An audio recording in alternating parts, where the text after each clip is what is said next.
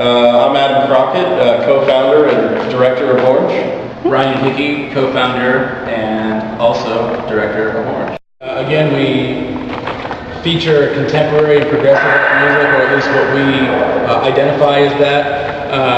Certainly somewhat limited to the artists and musicians that we reach in our call participants or who do submit, but people can expect to see a very wide variety of art media as well as music genres. So you're certainly going to see painters and sculptors and photographers and popular media like that within fine art. You're also going to see some things that are somewhat experimental or mixed media or things that you might not expect.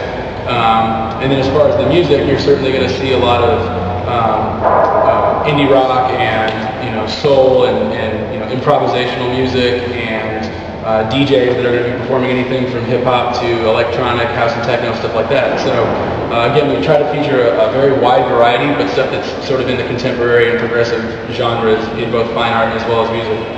The process that we pick all the artists, all the participants, music artists and fine artists, is through a jury submission and jury process.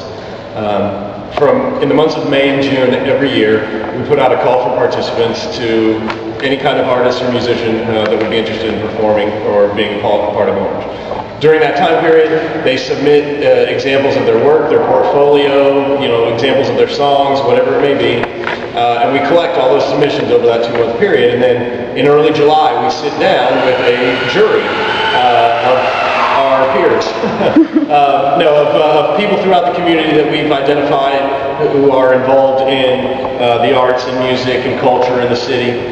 We've asked them to serve on our jury. We sit down in early July and review every single one of those submissions. This year we had nearly 200 music submissions. We had about 70 art submissions, and we picked 36 artists, and we picked about 35 music acts.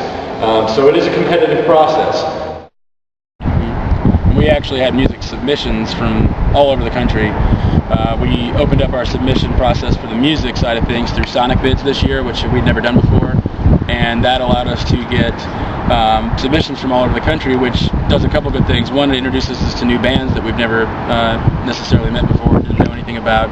It also gets Orange introduced to bands and people in other communities, so that hopefully they'll continue to draw attention to the event in Indianapolis.